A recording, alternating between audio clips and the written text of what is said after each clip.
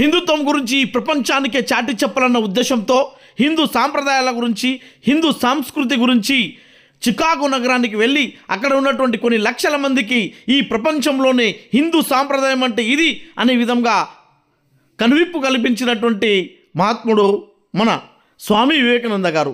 స్వామి వివేకానంద గారి యొక్క జయంతి వేడుకలను ఈరోజు బైంసపట్నంలో ఉన్నటువంటి వివేకానంద చౌరస్తాలో స్వామి వివేకానంద యూత్ ఆధ్వర్యంలో, అదేవిధంగా హిందూ ఉత్సవ సమితి ఆధ్వర్యంలో ఇక్కడ ఈ జయంతి కార్యక్రమాలను జరుపుకోవడం జరిగింది. ఈ కార్యక్రమంలో భాగంగానే మన ముదల్ నియోజకవర్గం ఎమ్మెల్యే పవార్ రామరావు పటేల్ గారు, బీజేపీ ఉపాధ్యక్షులు తాళూరు శ్రీనివాస్ గారు, రావుల పోషెట్టి గారు, అదేవిధంగా బాలాజీ సుత్రవే గారు, ఎన్నుపోతుల మల్లేష్ గారు, అడ్వకేట్ విఠల్ గారు, అదేవిధంగా గౌతమ్ పింగ్లే గారు, అదేవిధంగా హిందూ ఉత్సవ సమితి అధ్యక్షులు పెండపు కాశీనాథ్ గారు, హిందూ వాహిని కార్యకర్తలు పెద్ద మొత్తంలో ఈ కార్యక్రమంలో పాల్గొనడం జరిగింది.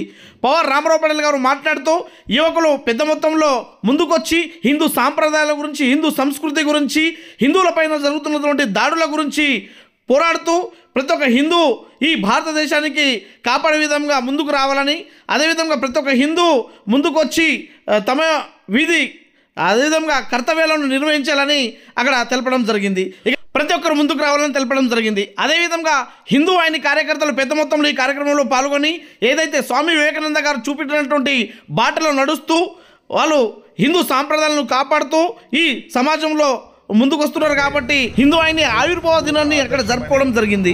చెప్పడం జరిగింది. వాస్తవంగా ఆయన ఏ రోజు కన్యాకుమారి నుంచి కాశ్మీర్ వరకు పర్యటన చేసి యూత్లకు ఒక సందేశం ఇచ్చారు. యూతే దేశానికి భావిపిడి, యూత్ ఏదైతే ముంగటైతారో వాళ్ళ దేశానికి ఖచ్చితంగా మంచి దృష్టిని తీసుకుపోతారని చెప్పడం జరిగింది. ఆయన చనిపోకన్నా ముందు ఒకటే మాట చెప్పారు, 1947లో దేశానికి స్వాతంత్రం వచ్చింది చెప్పిన ఘనత అంటే ఇలా స్వామి వివేకానంద అని మేము చెప్పడం జరుగుతుంది.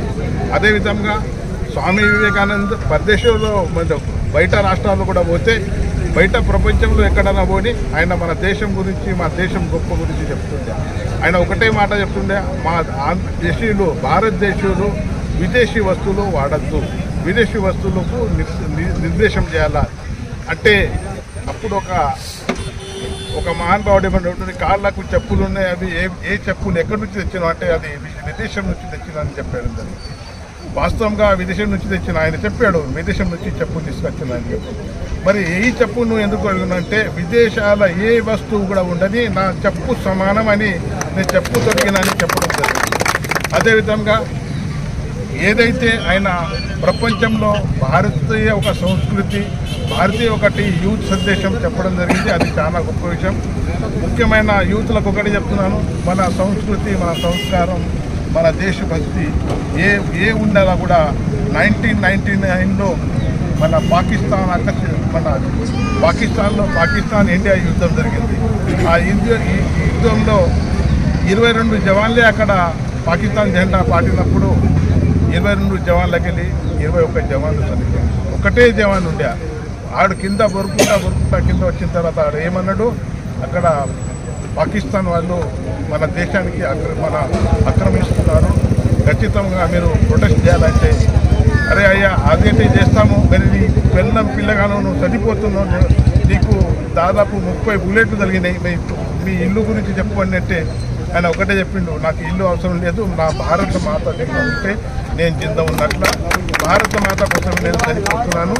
ఇటువంటి ఆదర్శం యూత్లకు చెప్పాలని చెప్పడం జరిగింది. అటువంటి మన వివేకానంద జయంతి యూత్ సందేశం ఇస్తున్నాము. యూత్లారా మీరు ముంగట రండి, దేశాన్ని కాపాడండి, ధర్మాన్ని కాపాడండి చెప్తూ ఈ అవకాశం ఇచ్చిన అందరికీ ధన్యవాదాలు తెలియజేస్తూ ముగిస్తున్నాను. భారత్ మాతాకి జై, భారత్ మాతాకి జై. ఈరోజు బైన్సా పట్టణంలో స్వామి వివేకానంద గారి 162వ జయంతి సందర్భంగా వివేకానంద యువజన సంఘం ఆధ్వర్యంలో ఘనంగా జయంతి వేడుకలు జరుపుకున్న సందర్భంగా ఇక్కడ ముఖ్య అతిథిగా విచ్చేసినటువంటి పెద్దలు రామారావు పటేల్ గారికి, శాసనసభ్యులు గారికి, అధ్యక్షులు గారికి, బీజేపీ నాయకులకు, యువజన సంఘాలకు, యువకులందరికీ పేరుపేరిన సందర్భంగా జయంతి సందర్భంగా శుభాకాంక్షలు తెలియజేస్తూ, మరి ఈనాడు చూస్తూ ఉంటే వివేకానంద గారి మరి ఆశయాలను కొనసాగించాల్సిన అవసరం ఎంతైనా ఉందని ఈ సందర్భంగా తెలియజేస్తా ఉన్నాం. ప్రత్యేకంగా యువకులకు మరి విన్నపం చేస్తా ఉన్నాం. వివేకానందుడి గారి ఆశయాలను కొనసాగించాలంటే వారి మార్గ సూచనలు పాటించాల్సిన అవసరం ఉంది. యావత్ ప్రపంచ దేశాలు ఆనాడు చికాగో సమావేశంలో మరి ఏ విధంగా అయితే వారి ప్రసంగాన్ని ఆకర్షితులై ఇవాళ యావత్ ప్రపంచ దేశాలను ఆదర్శంగా ఉన్నాడంటే ఏ విధంగా తన మరి జీవన శైలి కొనసాగించిందని ఈ సందర్భంగా మీ అందరూ ఒక్కసారి ఆలోచించాల్సిందిగా మనవి చేస్తా ఉన్నాం.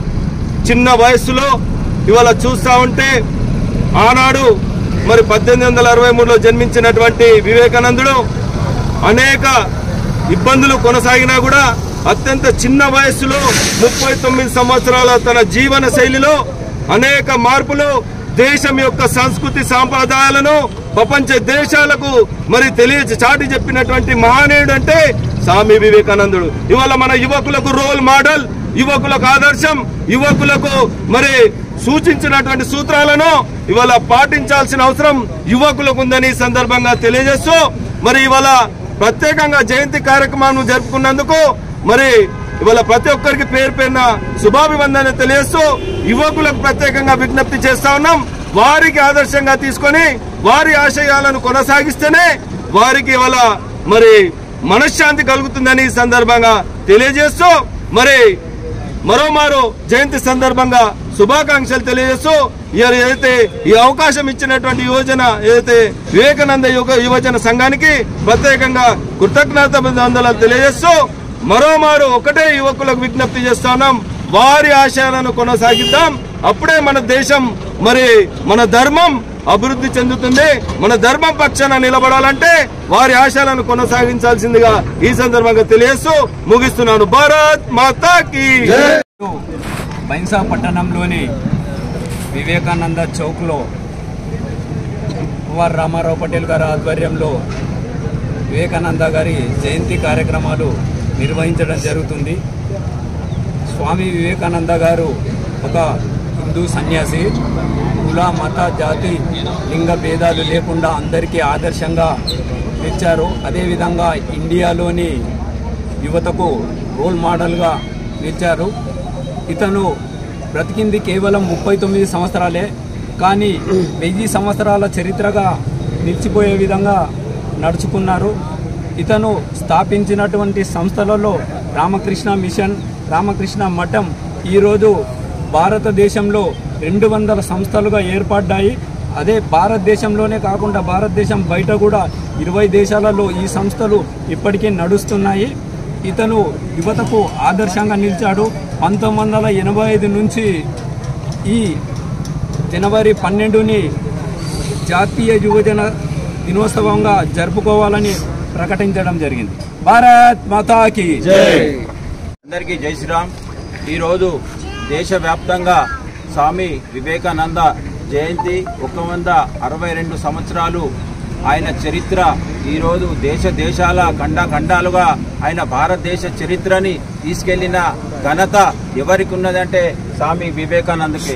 ఎందుకంటే ఆ రోజు అమెరికా చికాగోలో జరిగిన ఒక సందేశంలో ఆయన స్వామి వివేకానంద గారు భారతదేశం గురించి చెప్పినప్పుడు నా సోదరి మనుల అనగానే మొత్తం సభ మొత్తం ఒక ఆనందమయం జరిగింది. ఎందుకంటే భారతదేశంలో సంస్కృతి ఇంత బాగుందా అని చెప్పేసి ఆ దేశాలన్నీ ఆ రోజు మెచ్చుకోవడం జరిగింది.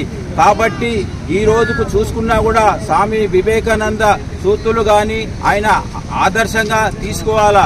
ముఖ్యంగా ఆయన 39 సంవత్సరాలు జీవించినా కూడా ఎన్ని సంవత్సరాలు కూడా మన భారతదేశం మర్చిపోదు. భారతదేశమే కాదు, అమెరికా అనుకోండి, ఏ దేశంలో చూసినా స్వామి వివేకానంద గుర్తులు ఈ రోజు కూడా ఉన్నాయి. ఒకటే యువతకు ఆయన స్ఫూర్తిదాయకంగా యువత ఉంటేనే దేశ భవిష్యత్తు ఉంది. యువత అనేది ప్రతి మనిషిలో కూడా ఒక శక్తి ఉంటుంది. దాంట్లో యువత ఏం చేయాలనుకుంటే అది సాధించగలుగుతారు. భయంతోని బతకద్దు, ధైర్యంగా బతకాలని చెప్పేసి స్వామి వివేకానంద గారు చెప్పిండ్రు. ఆయన మార్గదర్శనంలోనే యువత మొత్తం నడుస్తే ఆ రోజు వివేకానందుడు యువతను నాకు అప్పచెప్పితే దేశ భవిష్యత్తునే మారుస్తా అని చెప్పిన ఘనత స్వామి వివేకానందుది. కాబట్టి యువత ప్రతి ఒక్కరు కూడా చెడు మార్గంలో నడకుండా విద్యతోని బలంగా ఉండి దేశం కొరకు పని చేయాలని చెప్పి ఏ రంగంలో చేసినా కూడా భారతదేశం కొరకు పాటుపడాలని చెప్పిన స్వామి వివేకానంద గారి స్ఫూర్తితోని ప్రతి ఒక్కరు కూడా బతకాలి. దాని మార్గంగానే ఈరోజు భారతదేశం నడుస్తుంది. కాబట్టి యువత అందరూ కూడా ఆయన మార్గదర్శనంలో నడవాలని చెప్పేసి నా యొక్క పెద్దలు చెప్పారు. స్వామి వివేకానంద యువతకు ఆదర్శం.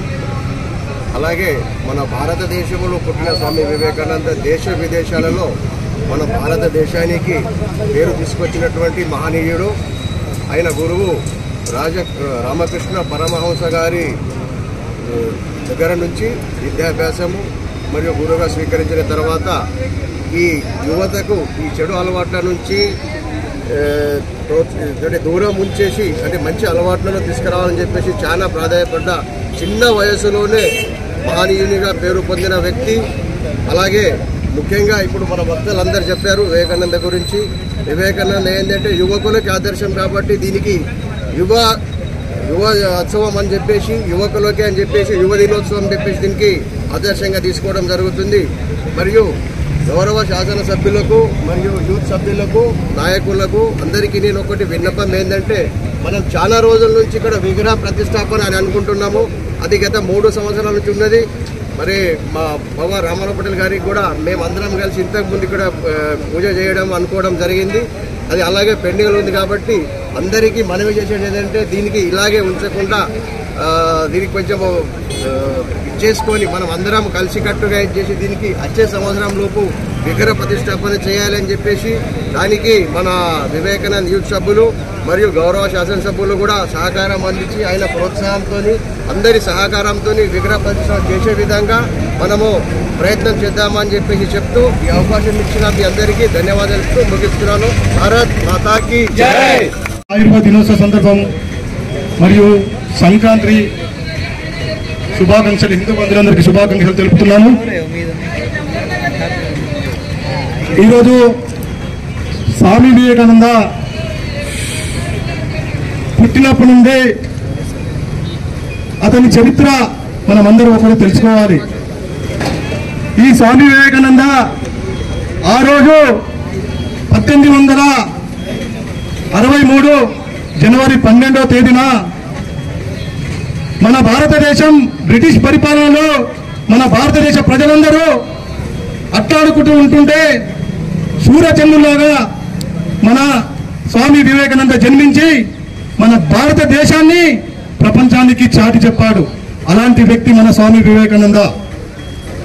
స్వామి వివేకానంద పుట్టినప్పటి నుండే అంటే చిన్న బాలుడు 5 సంవత్సరాల నుండే అతని జ్ఞానం అతని విజ్ఞానంని ఎందరో మహానుభావులు గుర్తించారు. అలాంటి వ్యక్తి స్వామి వివేకానంద. స్వామి వివేకానంద కాషాయపు రంగు బట్టలు ధరించి భారతదేశం కాదు ప్రపంచాన్నే తిరిగాడు. అలాంటి కాషాయపు రంగును భారత ప్రపంచానికే చాటి చెప్పాడు. అలాంటి వ్యక్తి స్వామి వివేకానంద. అంటే కాషాయపు రంగులో ఎంత పవర్ ఉందో ఎంత మహత్యం ఉందో ఇలాంటి ప్రపంచానికి చాటి చెప్పాడు వివేకానంద. అతని కాషాయపు రంగు బట్టలను చూసి కూడా ఎందరో అవకతవకలు చేశారు అలాంటి వ్యక్తిని. ఒకసారి చికాగోలో ఒక సమావేశానికి వెళ్ళినప్పుడు ప్రపంచ సమావేశాలు అక్కడ చికాగోలో నిర్వహించారు. అలాంటి సమావేశంలో ఇతని యొక్క బట్టలను చూసి ఇతని యొక్క చరిత్రను చూసి అతన్ని పక్కకు కూర్చోబెట్టారట. అంటే అరే ఇతను ఎలా ఉన్నాడో అంటే అమెరికాలో అంటే మనం తెలుసు మనకు ఎలాంటి ఫార్వర్డ్ దేశం ఉంటుందో అంటే ఫ్యాషన్ గా హాఫ్ డ్రెస్సులు బనీన్లు అలా వేసుకుంటారు. అలాంటి వ్యక్తి ముంగట మన వివేకానందుడు హాఫ్ డ్రెస్ లో కూర్చుంటే చులకనగా చూసి పక్క కూర్చుని పెట్టి అతనికి సమావేశానికి దూరంగా ఉంచారట. ఆ సమయంలో మన భారతదేశం నుంచి వచ్చిన వ్యక్తి గురించి సంభాషణ ఇవ్వడానికి ఆ ప్రపంచ చికాగో ఐక్యవేదిక పిలిచింది. అప్పుడు స్వామి వివేకానంద వెళ్ళి అందరినీ ప్రపంచానికి ఉన్న అమెరికా పౌరులారా ప్రపంచ పౌరులారా మీ అందరికీ నా యొక్క వందనం అభివందనం అంటే ప్రపంచ దేశాల్లో ఉన్న చరిత్రజ్ఞులందరూ కూడా అతన్ని చూసి చప్పట్లు కొట్టి ఇంత మంచి గౌరవంగా ఉన్న భారతదేశ ఈ స్వామీజీ అని అప్పుడు అని అర్థం చేసుకున్నారు. అప్పుడు మన యొక్క జీవితం యొక్క మన యొక్క చరిత్ర యొక్క మొత్తం చెప్పి ప్రపంచానికి తెలియపరిచింది వివేకానందుడు. అలాంటి వ్యక్తి అప్పుడు తెలిసింది ప్రపంచానికి వివేకానందుడు అంటే ఏమో అనేది తెలిసింది. అలా వివేకానంది ఎన్నో చరిత్రలు చెప్పిండు. అలా వివేకానందుడు కూడా 1963లో పుట్టి 1902 జూలై 4వ తేదీన మరణించాడు. ఓన్లీ 39 సంవత్సరాలే జీవించాడు. 30 సంవత్సరాలు జీవిస్తే వివేకానందుడు ఒక్కటే అన్నాడు, ఒక్క సంవత్సరం జీవించాలి కానీ 1000 సంవత్సరాలు గుర్తుండేటట్టు మనకు అన్నకారం చేయాలి. 100 సంవత్సరాలు జీవించి 100 రోజుల్లో మనము చెడ్డ పేరు తెచ్చుకుంటే అది మతలబ్ లేదు. అందుకొరకు 1 సంవత్సరం జీవించు, దాన్ని కానీ ఘనంగా జీవించు, దాన్ని 1000 సంవత్సరాలు గుర్తించేటట్టు జీవించాలని చెప్పిండు. అలాంటి వ్యక్తి మన స్వామి వివేకానంద. అతని ఆశయాలన్నీ మన యువతకు నేర్పిన వ్యక్తి. అలాంటి వ్యక్తి యొక్క ఆదర్శం తీసుకొని ఆయన 1963లోనే చనిపోయాడు. కానీ అతని ఆశయాల్లో మన భారతదేశ మహానుభావులు భగత్ చంద్రబోస్ కానీ స్వామి వివేకానంద యొక్క ఆయన ఆశయాలు తీసుకొని ఈరోజు మన భారతదేశానికి స్వతంత్రం కూడా తెప్పించి ఇచ్చిండ్రు వాళ్ళు. అంటే వీతని చరిత్ర తెలియకుంటే మన సుభాష్ చంద్రబోస్ కానీ జగదీష్ కానీ వీళ్ళందరూ కూడా ఏం తెలియలేకపోతుందా. ఇతని పుస్తకాలు కానీ ఇతని ఆదర్శం తీసుకోవడం వల్ల ఇలా మన భారతదేశానికి స్వతంత్రం ఏ విధంగా రావాలో, బ్రిటిష్ వాళ్ళతో ఏ విధంగా కొట్లాడాలనో అతని ఆశయాలు నేర్చుకొని ఈ రోజు మన భారతదేశానికి స్వతంత్రం తెచ్చేసిండు. అలాంటి వ్యక్తి మన స్వామి వివేకానంద. స్వామి వివేకానంద అదే విధంగా అన్నాడు, అంటే ఆయన యువతలో ఉన్నప్పుడే ఎన్నో ఘనకార్యాలు సాధించాడు. అలాంటి వ్యక్తి. అందుకొరకు యువతకు ప్రాధాన్యం ఇవ్వాలి.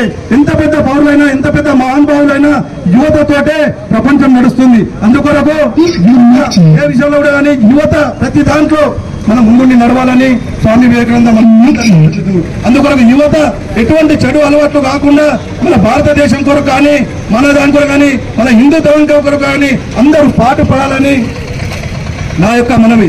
ఈ అవకాశం ఇచ్చిన భారత్ మాతాకి.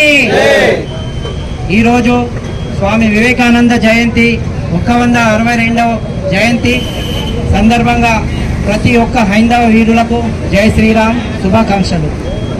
ముఖ్యంగా స్వామి వివేకానందుడు చాలా తక్కువ వయసు జీవించి ఎక్కువ కాలము మనకు జ్ఞాపకంగా మనకు 162 సంవత్సరాలు జయంతి జరుపుకుంటున్నామంటే ఎంతో మహనీయుడు.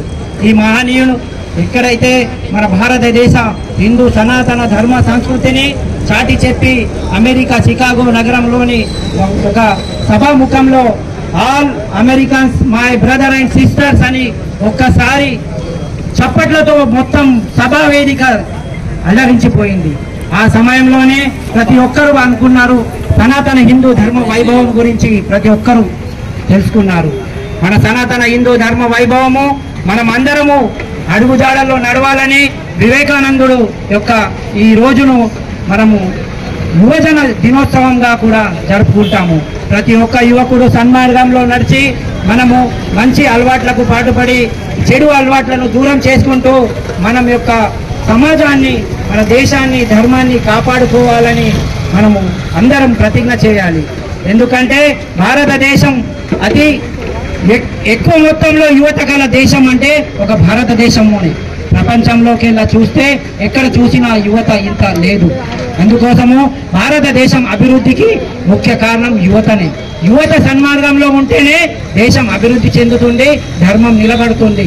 ధర్మం కోసం, దేశం కోసం పనిచేసే యువతకు సూచనలు ఏదైతే స్వామి వివేకానంద గారు చరిత్రను మనం అందరము చదివి అతని యొక్క అడుగుజాడల్లో నడవాలని ఈ అవకాశం ఇచ్చిన వివేకానంద ట్రస్ట్ సభ్యులందరికీ నేను మనస్ఫూర్తిగా అభినందనలు తెలుపుతున్నాను. మరియు స్వామి వివేకానంద జయంతి కోసము ఈరోజు బండారా కార్యక్రమం చేశారు. అన్నదాన కార్యక్రమము, అన్న ప్రసాద కార్యక్రమానికి ప్రతి ఒక్కరూ కలిసి వచ్చి గ్రహించాలని విన్నపము. కొనసాగించాలనుకున్నాడు. కానీ తన యొక్క గురువు అయినటువంటి రామకృష్ణ పరమహంస గారి ఆరోగ్యం క్షీణించడం వలన వారి యొక్క సేవలో మీ యొక్క సేవ చేసుకుంటూ నేను ఇక్కడే ఉండిపోతానని చెప్పేసి తన యొక్క వ్యక్తిత్వాన్ని, మనస్తత్వాన్ని విడదీసి న్యాయవాదని వదిలేసి రామకృష్ణ పరమహంస గారి దగ్గర శిష్యుడిగా చేరారు. అప్పుడే రామకృష్ణ పరమహంస గారు స్వామి నరేంద్రుడిని సన్యాస దీక్షలను స్వీకరించి వివేకానందుడు అని చెప్పేసి పేరు పెట్టడం జరిగింది. ఆనాటి నుండి ఈనాటి వరకు ఈరోజు 162 సంవత్సరాలు అవుతుంది ఈ మహనీయుడు చనిపోయి. అయినా కూడా మనం ఎందుకు గుర్తు చేసుకుంటున్నాం, మరి ఎందుకు ఇంకా జయంతి కార్యక్రమాలు నిర్వహించుకుంటున్నాం అని చెప్పేసి ఆలోచన చేసే ప్రయత్నం మనం చేయాలి. ఈరోజు కాషాయాన్ని ధరించి తన యొక్క గురువు అయిన రామకృష్ణ పరమహంస యొక్క అడుగుజాడల్లో ముందుకు పోతూ మన యొక్క దేశ ఔన్నత్యాన్ని ప్రపంచ నలుమూలల కాషాయాన్ని ధరించి ఎన్నో దేశాలలో ఎన్నో కార్యక్రమాలు మీటింగులు పెట్టేసి నా యొక్క దేశం యొక్క ధైర్యాన్ని, నా దేశం యొక్క సంస్కృతి సాంప్రదాయాలని ప్రతి ఒక్కరికి చేరే విధంగా ప్రయత్నించినటువంటి మహనీయుడు స్వామి వివేకానందుడు. ఆనాడు చిన్నతనంలో అల్లారు ముద్దుగా ఎన్నో తెలుగు చేష్టలు చేస్తూ ఎన్నో అల్లరిలు చేస్తూ అల్లారు ముద్దుగా పెంచినటువంటి తల్లిదండ్రులకు సేవను చేసే అదృష్టాన్ని కూడా ఈ యొక్క మహనీయుడు కోల్పోయాడని మనం గుర్తు చేసుకునే అవసరం ఉంది. ఇదే స్వామి వివేకానందుడి జయంతిని ఈరోజు జాతీయ యువజన దినోత్సవం సందర్భంగా కూడా మనం ఈరోజు జరుపుకుంటున్నాం. మరి ఎందుకు యువజన దినోత్సవం ఎందుకు జరుపుకోవాల్సిన అవసరం ఉంది అంటే, స్వామి వివేకానందుడు యువతకు ఆదర్శం, యువతకు స్ఫూర్తి, ఆయన అడుగుజాడల్లో నడపాలని ఉద్దేశంతోనే ఈ యొక్క స్వామి వివేకానందుడి జయంతిని జాతీయ యువజన దినోత్సవంగా ప్రకటించడం జరిగింది ఆనాటి ప్రభుత్వం. మరి యువకులు ఈ యొక్క స్వామి వివేకానందుడి అడుగుజాడల్లో నడుస్తున్నారా? కనీసం బొట్టు పెట్టుకుంటూనే తుడిసే ప్రయత్నం చేస్తారు ఈనాటి ఉన్నటువంటి యువ సమాజం. కానీ ఆనాడు కేవలం కాషాయాన్ని ధరించి దేశం నలుమూలలా తిరిగినటువంటి మహనీయుడు స్వామి వివేకానందుడు. ఇనుప కండరాలు ఉక్కు నరాలు నుండి 100 మంది యువకులను అప్పచెప్పండి, ఈ దేశానికి స్వాతంత్రాన్ని అందిస్తానని చెప్పినటువంటి వీరుడు స్వామి వివేకానందుడు. ఆయన యొక్క చరిత్రను తెలుసుకునే ప్రయత్నం ఈనాటి యువత ప్రయత్నం చేస్తుందా అని చెప్పేసి ఆలోచన చేయాల్సిన అవసరం ఉంది, ఆత్మ పరిశీలన చేసుకోవాల్సిన అవసరం ఉంది. ఈరోజు మరి మన తాత ముత్తాతలు కూడా చనిపోయి చాలా సంవత్సరాలు అవుతుంది.